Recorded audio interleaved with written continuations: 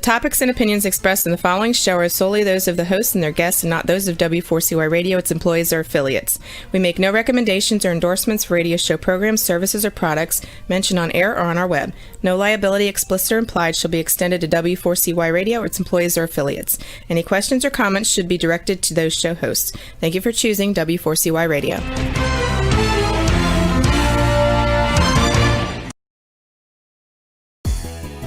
Welcome back, everyone, to the Geeks, Geezers, and Googlization Show, the home of Googlization Nation, where we talk with HR and business thought leaders about the crazy shift going on in the world of business, technology, and HR. Here's your host, Ira Wolf, and co-host Keith Campagna.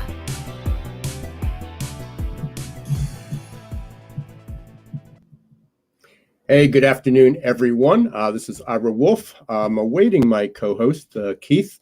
Hopefully he will be on the air shortly. But welcome back to Geeks, Geezers, and Googlization, and to the Googlization Nation, for everybody who's part of my community. For those who aren't, and you want to get reminders about this, about updates, new announcements, special programming, please go to Googlizationnation.com. It's free. You can subscribe. All we need is your first name and an email, and you'll be on board, and then you'll get updates for this. You can also subscribe to our YouTube channel, which is youtube.com/Ira Wolf, and you'll get updates there. Or you can go to our Facebook page, which is facebook.com/Success Performance Solutions. So appreciate everyone being here.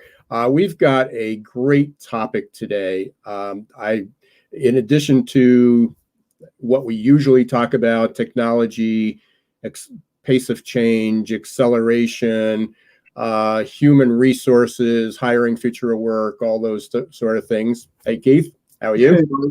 Good. Good to see you. So one of the things that we're going to be talking about today is some of the consequences of that, which is burnout. And we have a burnout prevention expert, and he learned that from being a burnout survivor, former corporate guy. And his experience was a few years ago. He talks about, he actually has a book of that. It's called 369 Days, How to Survive. And throughout those 369 days, he experienced a heart attack, lost his job, lost his car, and had his house foreclosed. So, yeah, it's like, you talk about when it rains, it pours. But one of the things about Michael Levitt, who will join us shortly, is Michael, unfortunately, there's millions of people that are experiencing the same thing this year. Some of it from the economy, some of the things we talk about, they didn't keep up with their skills, companies closing, fast pace of change, all that stuff we would have talked about prior to March, February. And then you throw a pandemic on top of it, and it's just exacerbated it. So we're going to talk about what you can do about it. And again, you talk about a survivor is doing quite well, and basically whether you're an individual or you're the leader of a company, and who isn't feeling pressured? It goes back to the old Network movie, that. Screaming, I just drew a blank on what his name was, but yelling out the window, I can't take it anymore. I just can't take it anymore. It's really incredible to think how much more burnout can be playing a factor inside of businesses. Even if you aren't employed, I think that if you think about the differences in behavior and interaction and stress, and oh my goodness, what if you have 4 and 6-year-olds that are now living with you as you work from home in an environment where you're not comfortable with? Like, this whole encompassing element of what burnout can be, I think, is a very, very important element, because I don't know how many people realize how close they are to being burnt out. And I love that. I mean, being stressed, stress is a normal human reaction. I mean, if we didn't have stress, we'd be dead. I mean, the reality is that's what keeps our body moving. So we always need some level of stress going on. But then there's unhealthy stress, and then and then there's a limit, and each of us has a different level, of stress, a different baseline that we can tolerate, and then different things stress us out. So you put all those things together, and not everybody who's stressed out is burnt out. Not everybody, but some people who are burnt out probably have or are depressed. I mean, it's actually, I won't say more serious than burned out. But those are all the things we're going to be talking about Michael with, and again, he's got it. I won't say under control, but he understands the scope of this. And our goal today is to help you get to the future of work. I mean, we can talk about here's what it's going to be like, and here's what you have to do to change. But if you're burnt out and depressed, you're not getting there. It's as simple as that. I don't get technology can't replace that part. At the risk of plugging my own company, that's precisely why I created Life Work Integration. My value prop, if you would. I know I talk a lot about the ROI shop, but truth is that my passion project is Life Work Integration, and my goal is to help people turn stress into a competitive advantage. I mean, the best metaphor I could offer is that music, as pleasant as it may sound in an opera or a classical symphony, every piece of instrument has been pulled and stretched and really totally torn and twisted so that it can produce the right sound. And then you have all the people that move within that orchestra that are training and grinding away and hurting their knuckles and their fingers and all of their throat, all of these things. The right stress produces amazing things. It's when we have the wrong kind of stress, which we're going to talk about, that really brings you down. But even the right stress, I mean, as the example is, I can't think, again, people who, Eddie Van Halen, who just died, they said, I mean, he obviously had a lot of other issues going on, but because of how he played the guitar, he literally developed the sixth digit on his one hand. Now, whether that's healthy or not, we can go from there. But you think about ballet. I mean, one of the more, I'm not a ballet person, but when you think about the art with that, and then you find the stress, the physical, mental, emotional stress of ballerinas, of people who live in that world. So even though while that's helping individuals, other people meditate and calm down and observe the beauty and maybe relaxing, the people that are doing it are pretty stressed out. Absolutely. It's pretty tragic. So you got a lot of things going on. We're going to talk at the end of the show about that. Anything else big, exciting? Funny enough, we won't talk about the election, but yeah, no, I mean, all things considered, let's wait for me to the end here because I think we're right on time to bring them in after your updates. Yeah, for sure. So yeah, we're going to bring on Michael Levitt. He is the founder of Breakfast Leadership. He's written a few books. The one that he highlighted to me and which got my attention was 369 Days, How to Survive. And Michael, welcome to Geeks, Geezers, and Googlization. Great to be with you today. Thank you so much. Yeah, the pleasure. So you had quite a journey. I don't know how long ago that was, but you look like you're a relatively young guy. I know you're younger than me. But you had, I think I was right on the details. You experienced a heart attack, lost your job, lost your car, and had your house. I don't know if it had officially foreclosed or you just got the notices, but all within 1 year. Yep, correct.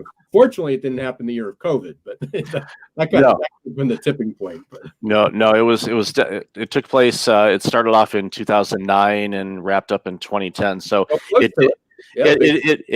happened during the Great Recession. Yeah. So in where I was at, I was in Windsor, Ontario, across the border from Detroit. And if we all remember, the auto sector was about an inch away from being dead in the United States. So there wasn't a lot of work around after I lost my job after the cardiac event. So it required me to do a lot of job searches and going on interviews.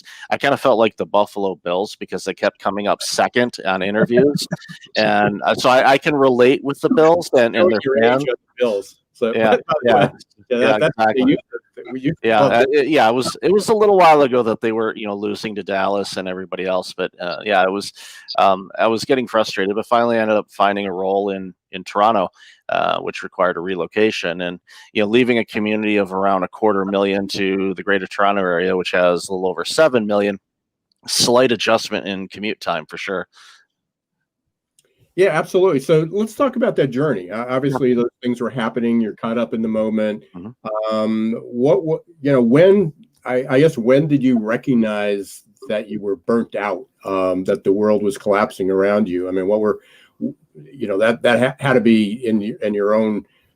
That had to be an own personal journey.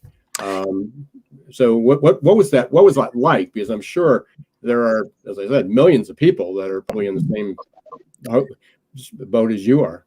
Yeah, what happened to me was in 2007, I was brought on as ironically, a healthcare executive for a startup healthcare organization. And I was working from 6 a.m. to 11 p.m. 7 days a week, pretty much for 2 years. It was a startup. And for many people that are launching their own business, yes, there is some long hours. However, you still need to take breaks. And I didn't. I wasn't taking care of myself. I wasn't eating well. I wasn't getting proper sleep. I just wasn't living my life as well. When I realized that I was burned out was actually when the cardiologist is telling me in the hospital that I was very fortunate to be alive. Because the heart attack that I had 2 blockages in my left anterior descending artery, which people refer to that artery as the widowmaker. Normally, if you've got blockages in that artery and you have a heart attack, you don't survive. Here we are in 2020. I've survived, thankfully. But it's funny, one of the things you mentioned on the onset is my experiences back then. I see a lot right now with a lot of people, and it scares me because burnout is something you do not want to flirt with. It can kill you if it's severe enough. And if you don't address it and get ahead of it, it can be really problematic. Now, unfortunately for me, and this is the case with a lot of people, they don't recognize that they're burned out because they don't understand the signs of burnout and what to look for. They just feel fatigued, worn out, stressed, maybe numb. They might feel just numb to the world and not motivated to do anything. And those are warning signs as well. So there's 2 questions that are in my mind, and these are, and I'll probably lead into what you're going to talk about. One is, how do I recognize, or how would one recognize, like, mild case of burnout from serious, because we rationalize, we're human beings. Mm-hmm. Like, well, everybody's experiencing it. It's a tough year, and people try to rescue you. Is, hey, you've had a heart attack, you lost your job. No wonder, it's okay. You'll get through it. So it's a fine balancing act. So that may be the second part of the question. The first part is what are the signs of burnout? How do I know other than just being stressed out? The common signs of burnout is if over a prolonged period of time, you're not sleeping well. So you're not getting that restful sleep, which is really problematic from a mental and physical health standpoint, because no matter how healthy we live our lives, we still do damage to our bodies on a daily basis, whether it's the food we consume, the air we breathe, the content we consume on the news. There's a lot of negativity in the world. So if you consume that, it weighs on you and you're processing it, and it causes stress. When you sleep and you get good sleep, your body can start repairing that damage that the stress has done. If you don't get good sleep, then today's damage gets piled onto tomorrow's damage, and then the next day and the next day, and then you get clogged arteries like I had. Another sign of it is if you're more irritable than you normally are. Now, you might be just an irritable person by nature, or you could be really jovial. But if you notice that you're more irritable with people, with whether it's your loved ones, your kids, your bosses, you're short-fused for some reason, that's a big sign. A big sign for me that I completely ignored was a lack of motivation. And I'm not talking about, it's Monday morning, I got to drag into work, I'm tired. No, this is motivation to do things that you really enjoy doing. At the time when I was down in the Windsor area, I was a season ticket holder for the Detroit Tigers.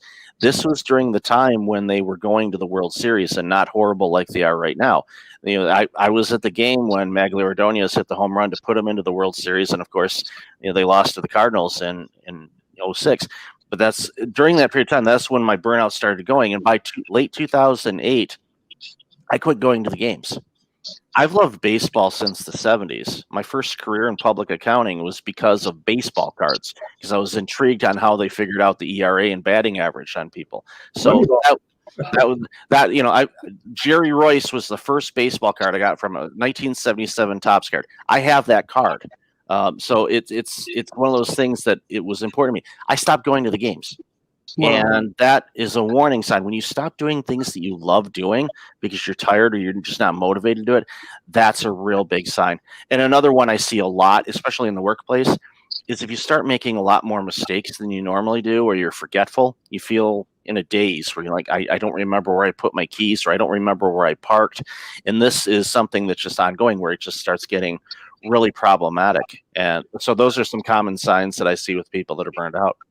Michael, it's very, I think, serendipitous or worthwhile for me to be talking to you about this with Ira, because Ira was sitting next to me. This is when him and I met. My first approach to telling the world about what I call life-work integration, which is the opposite of work-life balance, was when Ira and I first met years ago.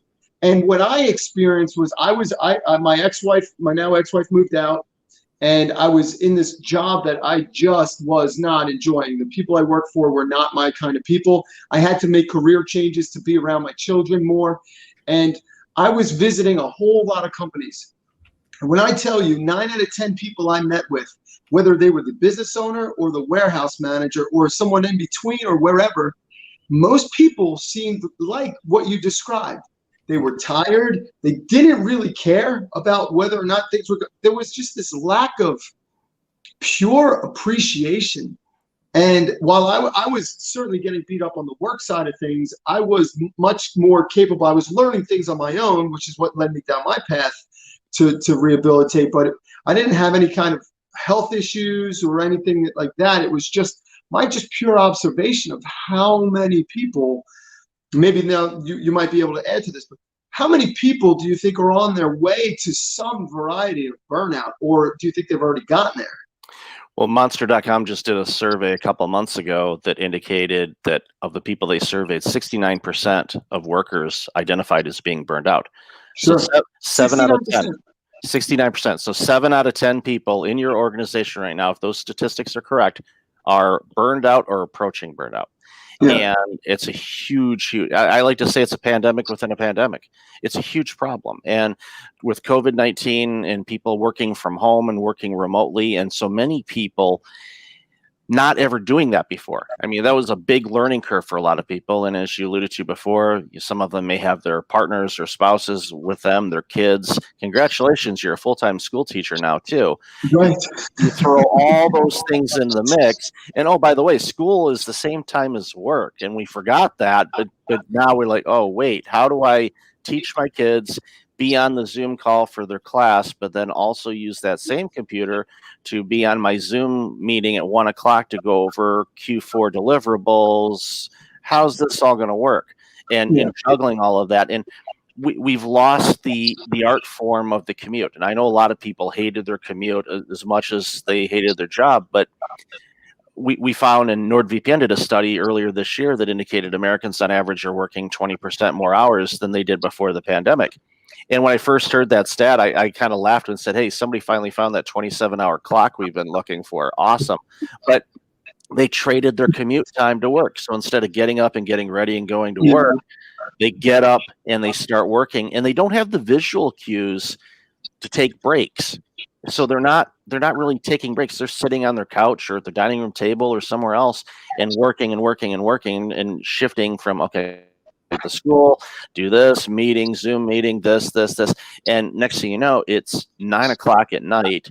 They haven't eaten dinner yet. They really haven't taken any breaks. And they're doing this day after day. And it's piling up and causing a lot of stress. Not only, it's going to be amazing to see how many people need physiotherapy because they're not working in ergonomic settings in their home, to just the stress of everything else that's going on. And one of the key things with burnout is you feel that stress is coming at you from every angle. No full situation and not good. Of course, tossing in a pandemic, we don't know when this thing's going to end. In the U.S., there apparently is an election coming, so there's stress around that. Doesn't matter which political party you affiliate with, it's a stressful period of time right now. And then work and all the dynamics of what's been going on for the last 7 months, which feels like 7 centuries, it's really creating a lot of havoc. And unfortunately, people aren't spending the right amount of time to take care of themselves first. And I think that's, to give a clue as to what you can do with burnout is you got to take care of yourself first. And it's not just yoga and meditation, although if you want to do that and it helps you, by all means do it. But there's other things that people aren't doing right now that they really should. And it would really help ease this burnout situation that we're facing. So, Michael, it's interesting because you talked about the scenario of assuming you had a job. Now we got the 27-hour workday, or I've got the 30-hour workday and the 8-day a week. Which Keith knows. But I love what I do. I mean, half the time people are saying, why are you working so hard? And to me, it's a lot of it's hobby. A lot of it's just creating and writing and doing things. But we've got a life as well. But one of the things that happens is there's a lot of people that don't have work. So they're getting up and they've got to take care of their kids. They've got to teach. They've got to do the other tasks. They may be a caregiver. They may have parents. They're doing all these things. And on top of that, don't have the job, right? And may not have the health. So what are some of the things how do you help people? I mean, obviously, it's good to recognize that we got the problem. So we now recognize that most of us recognize that COVID is a problem. Right. Okay. But what do we do about it? So the key things is one, and I alluded to it before, is you have to take care of self-care. And a lot of times people hear self-care, they think, okay, Yoda.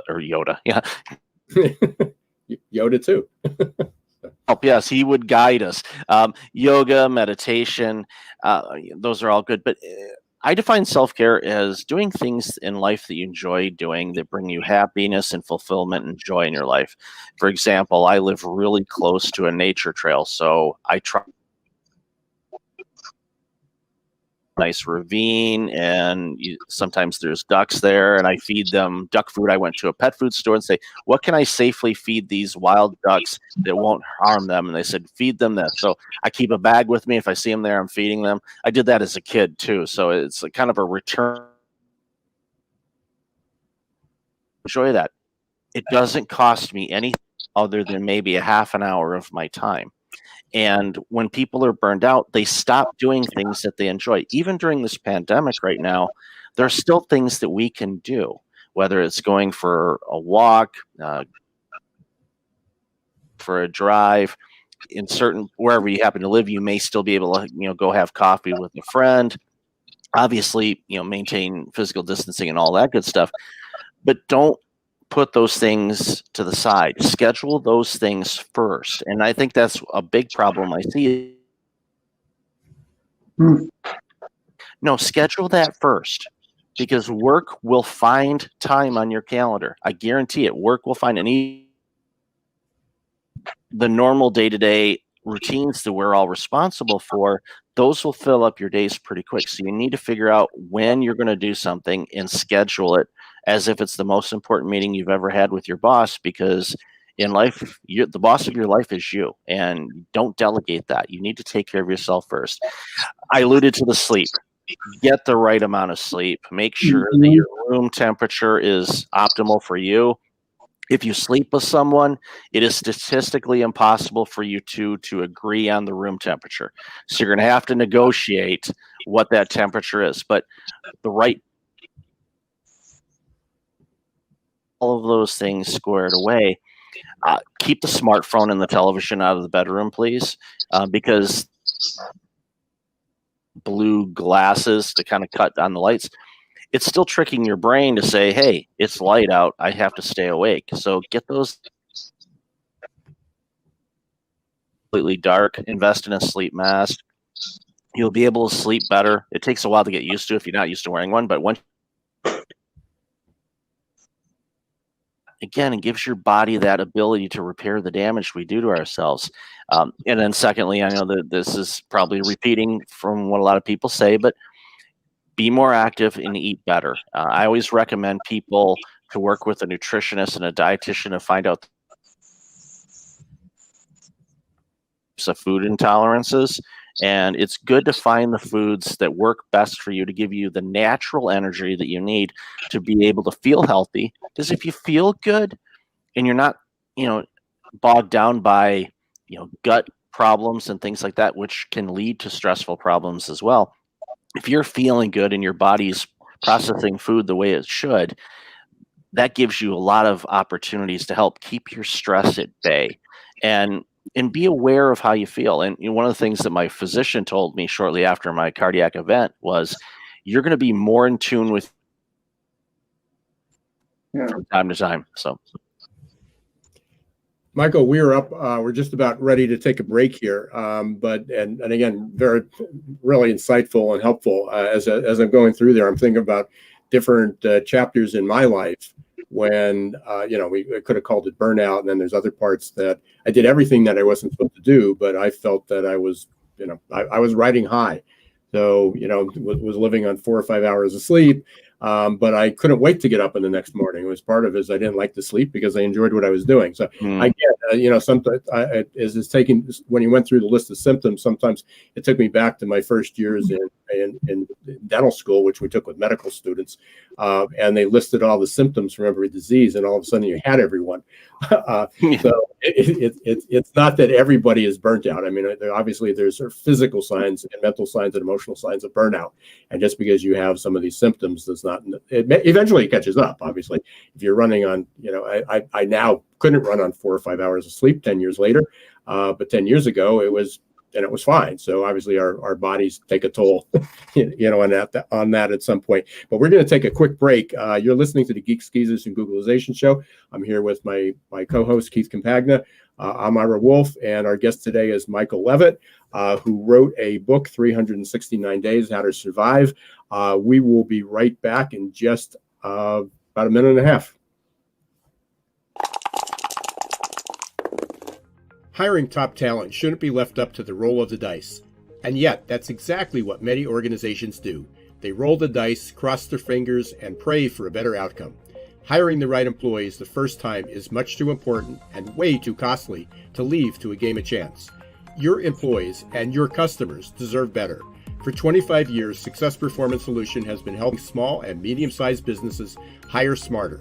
They offer pre-employment and leadership assessments from typing and data entry to C-suite competence. Whether it's production, sales, healthcare, call centers, or management, Success Performance Solutions can help. Visit their website at www.successperformancesolutions.com to schedule a free demo or call 800-803-4303. Hey, welcome back to the Geeks, Geezers, and Googlization Show. I'm Ira Wolf, here with Keith Campagna, my co-host, and Michael Levitt, the author of 369 Days and a burnout survivor and a prevention specialist, I guess is, I'm not sure what the correct term is. We had a boatload of comments. Obviously, I expected that people would be interested in burnout. So one of the questions is, and I thought this was interesting, how fast can you make changes to avoid, crashing? Actually, the changes can happen pretty quickly, by implementing better sleep habits, eating healthier, getting more activity in your life, boundaries around your time. I think that's a big thing that we didn't really touch on, is making sure that you schedule your days the best that you can. I use a digital calendar. People can use paper calendars as well, but I tell people that self-care that we all need to schedule on the calendar. One of the key things you can do as well is color code it. And for the self-care, use your favorite color. And the reason why I ask you to do that is because our brains are used to seeing our favorite color. So when you look back over the last week or the last month or the last quarter, if you don't see enough of your favorite color, that's a warning sign that you might be not spending enough time on taking care of yourself. So you can stop the burnout pretty quickly. The deeper work, however, is figuring out why you burned out in the first place. What were the behaviors, your thoughts, your habits that led you into this burnout situation that so many people are facing? Yeah, I think it's fundamentally, Michael, the awareness needs to take place first. I need to understand that I'm not happy. So what is it that I could be doing differently? For me, it was focus on my kids, right? It was get fresh air. It was minimize the distractions. And all of these things are habits that take a little bit of time. But the biggest habit that helped me personally, and I'm curious to get your feedback, is self-forgiveness, patience, those kind of soft skills, Ira, that we talk about in an organization, right? You know, it's those recognizing that maybe right now I actually feel like I'm stressed. So maybe I'm just going to step away from the work, or I'm going to take a quick 5-minute walk to not yell at my significant other or a coworker, little things like that. But I think for me, and for what I've seen out there, it starts with up here. I completely agree. You have to love yourself, because you don't spend any more time with anybody else on the planet except yourself. And you have to be non-judgmental for past decisions or decisions you've made. They were the best decisions at the time. You know, they seemed like the right idea, and maybe it didn't work out well. And that's what life's all about, is we make choices. Some work out well, some are a little bit more challenging, but you have to really love yourself first. And then I love what you said about, you know, taking stock and doing a check-in. And this is something I do with myself all the time. And it ties in with that calendar thing of making sure I see a lot of my favorite color on my calendar. Every day I look and I check and I go, okay, how am I doing today? It's like when you ask somebody, how are you doing today? I'm asking myself, you know, what am I feeling right now? How do I feel physically? Am I feeling any anxiety or stress? Do I feel down about anything? Am I happy about how today went? What's going on? How's my day look? Did I overcommit myself today? Is there anything that I can move potentially? Because we are in control of how we spend our time, and it's doing those daily check-ins really helps. And I'm a big fan of journaling as well. And I highly recommend people not only journal how their days are going, but utilize a food journal as well. And the reason for that is, if you document how you're feeling on every day and you look at your food, that's where you could discover some food intolerance. It's like, well, I don't feel really good. Okay, what did I eat this week? And then you look at the menu that you had, and you're like, okay, maybe something here. I mean, some of it's obvious. If, for example, if your diet this week consisted of talking into a microphone, driving around the corner and paying and getting a brown bag, just saying that might impact your well-being. If that's, you know, the prolonged diet choice for you. I'm not knocking those things. Moderation is best in anything you do. But when I had my cardiac event, I mean, that was my diet choice. Breakfast, lunch, and dinner for a long time. And obviously that contributed to my poor health and led to my worst case scenarios. You know, there's, as I'm listening to you, you know, and one is, you know, as a professional, you had a career, you know, there's obviously a lot of people that are really challenged by this. Right. I mean, they're literally wondering, they can't afford the brown bag. They can't afford to go down and even buy that. And they've got kids and everything else to worry about. So there's different levels of stress. But what I like about what you said was even as simple as color coding a paper calendar, even if it's a reminder just to take a 15-minute break, to go for a walk, to go down and feed the ducks, you know, that's really important. And you know, one of the things with COVID is we were pretty avid gym goers. So every day it was like I forced that. That was the end of my day. So, you know, we'd get up and we'd go down to Planet Fitness. And obviously that's been disrupted and we've opted not to go back. But I replaced that with an hour walk. You know, I go out for 3-4. And, you know, it's been nice. I don't know what will happen in the winter.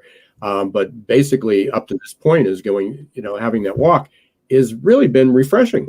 It really has. And again, it's not the same level of exercise, but it's different. But even when I went to the gym, we had a 15-minute drive down, 15-minute drive back. And then it was like, okay, how long are we going to stay there? And you go from machine to machine. It wasn't necessarily relaxing. Now I just put on a headset and walk out for an hour. Yeah, you know, it's good that you're doing that activity. And the thing with the winter as well, and like masks or hate masks, it's been cool a couple days here, and I go out to walk my dog, and that's another thing too. If you have a dog, you get built-in exercise. You have to walk. But what I found was on a cooler morning when I was walking the dog, I had my mask on, and I could feel the cool air around my eyes, but my face was comfortable, and I'm thinking, this actually may come in really handy in the wintertime as far as just keeping my face warm. I'm like, why didn't I think about wearing a mask before? Because I was always that I have the great jacket, keep warm and all of that, but my face would always get cold unless I had a scarf or something. Like, well, now I've got this safety device that we're all using right now. So it's kind of a side bonus effect, if anything, for this. But yeah, doing the activity and one of the things too where a lot of people lost it, like, so for example, you quit going to the gym because they were closed. A lot of people, because they're not commuting to work anymore, they're not getting in their car, they're not walking from their car to the parking lot, walking around their office. They're at home, and most homes are not the size of an office. So the number of steps you're getting in a day has dramatically decreased, unfortunately. And a colleague that I interviewed on my show the other day said, yeah, I got COVID-20. And I'm like, what's COVID-20? It's like, I put on 20 pounds during COVID-19. I'm like, oh, okay. So that's what that was. So a lot of people have been in that as well. So it's just getting active, and eating properly and maintaining that energy. So your body doesn't have to use its energy to address the extra weight. It can be used to address and fight off the stress, and prolonged stress, unfortunately, leads to burnout. So, okay, you go. I was going to say, for everyone who's listening in the chat room, please take note that some of the most impactful things you can do to offset a potential burnout are free. They require no commitment to you, no subscription model, no membership. They're free. YouTube, read Michael's book. That might cost you a couple bucks. I'm sure it's worth it, right, Michael? But at the end of the day, the simple steps that make huge differences are all free. Breathing, walking. What I miss, Michael? Eating the right food for you, sleeping, having boundaries around what you consume. And that includes the negativity of the news. I'm not telling people to stay in a cave and ignore what's going on in the world, but limit your consumption of it, because the negativity weighs on us and it gives us stressful feelings, because we don't like being stressed in the anxiety and uncertainty and everything else that's going on with the election, for example. You can go on a news feeder and check in once a day and say, okay, what's going on with this, or what are the COVID cases in my community today? You can peek in and look, but you don't have to sit there and consume 4 hours of the nightly news every night, because again, it's just constant negativity. And so if you establish boundaries around what you consume and how much you consume, whether it's food or news or information or content, if you can control that, you'll feel better, because you're controlling what you consume. And it's such a big boundary to establish, and it really helps. And again, that doesn't cost you anything. Well, Michael, I don't know if you can teach a 97-year-old anything, or if my mother's even listening. But she consumes CNN 24/7. Yeah. My parents, unfortunately, my dad passed earlier this year, but my mom doesn't watch as much of the news as my dad did. But yeah, they were constantly on the news, and in a surreal sort of way, and I'm not saying I'm happy my dad's gone, but I'm relieved that he doesn't have to go through what's going on right now, because he would not deal with it very well. So I completely understand those news junkies that just love watching the news to get information, but too much of something is not good, unfortunately. Michael, I know you have a group called Breakfast Leadership. You can quickly tell us a little bit about that, because we kind of wrap up, and then how people can get a hold of you. Yep. Launched the Breakfast Leadership Network, again, to address the burnout situation, work with organizations and individuals on burnout prevention. Unfortunately, ends up being burnout recovery in many cases. My podcast shows, the Breakfast Leadership Show, talk to thought leaders around the globe regarding business, small business, their burnout journey if they had it, and how to help organizations and entrepreneurs go to the next level and make the steps and avoid a lot of the missteps that so many of us have encountered. I love the work that I do, and majority of the time, is either working on my podcast, or I'm doing a ton of speaking events this year, albeit all virtual. So my luggage misses me, because normally I would be at conferences and speaking around the globe. But thankfully, I get to do it from the comfort of my home office, and I get to speak and share this burnout journey that I had, as well as giving people hope that if you are burned out, you can recover from it, and you can learn some free techniques, quite frankly, that can help prevent it from happening again. Because it breaks my heart when I hear people say, I've been burned out a few times. Well, I was burned out once and it nearly killed me, so I don't want to go anywhere near burnout again. So that's why I share what I do. That's why I made it my vocation, because I don't want to see people go through the experiences that I faced, unfortunately. How can they connect with you? How can they find out about all this? Best way is go to breakfastleadership.com. I'm on all the social media channels under the letter B and then Fast Leadership. Don't put that on a license plate. And then also hashtag Breakfast Leadership. You'll find me on all the other places. My email is michael@breakfastleadership.com. Drop me a line. More than happy to have a conversation, guide you, send you resources, or point you in whatever direction I can to help people get past this burnout. And your book 369 is unavailable on Amazon, I assume. Yep, that's on Amazon. I've got a new book coming out. I'm just waiting back from my publisher to get the final manuscript ready to get it to the print house to get printed. It's a book. The title of it's Burnout Proof, and it's a full book on burnout. 369 talks about my burnout journey. Burnout Proof talks about the things that we talked about today, including a new chapter that I added on working from home burnout, which is such a huge challenge for people. So I'm hoping to get that back and out into the wild. It's probably going to be, or late winter 2021, depending on timing, but be sure to let you know when that's out there. Oh, love to get you back on, because this isn't going away. I'm sure we'll be having a continuous conversation, but great tips. Great that you're so healthy.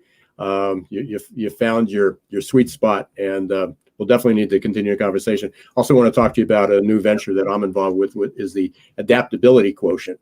So it's not only helping people cut back, but what can they do to feel better about themselves going forward. So that's awesome. No, I look forward to our continuing conversations. Okay. Be well. Stay safe. Michael. Thank you all. Thank you very much. Take care. Cheers. Congrats. Thank Cheers. you. That was a good one. I tell you, there's so much to unravel with this topic, because A, it's fixable. B, it's free to do. C, the content is everywhere. Just do, you've seen me in my keynotes. You've seen me talk about this time and time again. It's 2020. The past methodologies and mindset of just dealing with life as it comes at you in a negative way, or letting it roll over you, it doesn't have to be like that anymore. And I think that if hopefully people follow what Michael's saying, follow what other people are saying, there's a movement in general that's out there to help people avoid burnout. Yeah, absolutely. And good. We had a lot of activity on the chat today. Hopefully a lot of people listening. Obviously, a lot of people need Michael and you to help them. Yeah. So yeah, absolutely. So just a couple things. This, not ironically, coincidentally, happens to be the first show of our third year. 2 years ago, we launched it, so we're in season 3. But some changes are in place because things evolved. 2020. So first year you were job fight. Second year you were figuring out what you're going to do, and now it's ROI shop and life work integration. A lot of things going on. So not that this is your last visit to Geeks, Geezers, and Googlization. We'll have you back as occasionally, but you won't be on the side. You won't be next to me, or you won't be on the screen next to me on a regular basis moving forward. And but it's been fun. I mean, we've had, I was going to go back, look at some of the favorite shows, but we've had so many really, really good ones. And the last couple of weeks have just been phenomenal. It is bittersweet. Bittersweet. I'm forever indebted to you for tapping me on the shoulder to sit next to you these last 2 years. But the truth of the matter is, I've got to allocate in other directions, and I'm sure the show will be fine. But there's so much more to come, and there's so many unlimited possibilities of the way that people can leverage the guests and the content on this show so that they can not only make themselves better, but they can make their businesses better and their companies and their teams better. Yeah. So, and real quick, I mean, there's a whole lot of activity going on right now. It's like, apparently you're the popular one here. Because it's like, hey, where are you going? Why are you leaving? You know, are you moving on to something new? So quickly, what's just share people where they can continue to get a hold of you and what you're doing. Yeah, no, the truth of the matter is I've been blessed to become part of the ROI shop in a very big way. You know, we are a startup and we are blowing up. So I have to put as much time as I can into it. That includes Salescast, which is a modern, smaller model of a podcast. But you can always, for those of you that are interested in following me, I will always be on LinkedIn until the day I retire. You know, there's Salescast. So really the number one way to find me is to go to LinkedIn, or you could reach out to me. I'm sure if anyone ever needs me through Ira, you can get me there too. But yeah, it's just exciting times. There's no looking back. It's just a lot of positive stuff going forward. And I'm going to try to turn a software company into a huge global brand. So wish me luck. It's going to be good. Absolutely. And again, I think that's an important message for everything that we're talking about, because, you know, certainly 2019, you know, as a father of two, losing your job, figuring out what you want to do, have this dream to start this other business, all of a sudden it's all, you know, as they say, the shift hit the plan last year, and then here you are starting a new business, and then the shift hit the plan with COVID. So, and you know, the reward for me, Ira, is how our guests have validated this. You know, I was talking to someone who was interested in putting me in front of a bunch of other people, and they asked me about like the skill sets that I can offer. And I really don't know how I could teach anybody this more so than just share the story. And that made me realize that if I had the time, I could go back through all of the clips that we've had and literally narrate the story of life-work integration, because it happened as we started. And then you saw the JobVite experience. You know, they became our first sponsor. And then moving into my own, you know, it's just really wild to see that if you do listen to the show and you do the homework, you can, in fact, make the most out of the life you want. So, again, I can't describe how grateful I am. So this is the final question that was put up. Is it a time issue? And it probably relates to our topic today about burnout. And, you know, certainly there's only X amount of hours in a day, right? Right. Well, and that's it. You know, at the end of the day, when, you know, it's me and the two co-founders, we're blowing up the company. We're scaling, as it turns out. While COVID certainly did a lot of harm to a lot of people, it actually could have benefited a lot of people as well, because now our entire business model literally caters to the entire sales organizations of the world. So there's just that much more activity. And the smart, you know, one of the pieces of advice I got was, if you want to make a sculptor, you don't add bricks to it, you chisel away. And so as an entrepreneur, I have to focus on the things that I need to focus on. Unfortunately, I can't spend the time doing this. Well, you and I were synonymous with Geeks, Geezers, and Googlization. It'll probably always be that way. Obviously, you're welcome back, you know, anytime. I know you're a couple of weeks from now, you're scheduled back when Torrin Ellis, big day for that. And again, any other time, just reach out. We'll get you on. Any new and exciting things going on in your life, we'll come in and talk about it. So excellent. Thank you very much. Yeah, no, absolutely. And thank you, everybody, for listening. Our listeners, not our readership necessarily, but our listeners, our viewers, our downloads, they keep going up and up and up. We keep getting better and better guests, you know, because of that. So it just keeps feeding upon itself. So really do appreciate everybody being here. Now that we are live on YouTube and Facebook, you can subscribe to those, get reminders every week. So each week, if you subscribe to my Facebook page at facebook.com/Success Performance Solutions or youtube.com/Ira Wolf, just subscribe, and then you'll get a little reminder on your phone or your desktop, however you want, when we go live here. And or you can w4cy.com. You can just go up there every week and click on the button and watch us live on video or listen audio. I want to thank Success Performance Solutions for being a sponsor. We still have some openings for some additional sponsors this year. You can catch any of our replay now on Facebook, YouTube, Amazon. We are now on Apple, Google Play. I know Google Play is changing a little bit. They changed the name, but I think it's Google Podcasts now. And then iHeart and Spotify and Facebook. Did we say Facebook? Yes, Facebook in the beginning. So yeah, there's quite a few.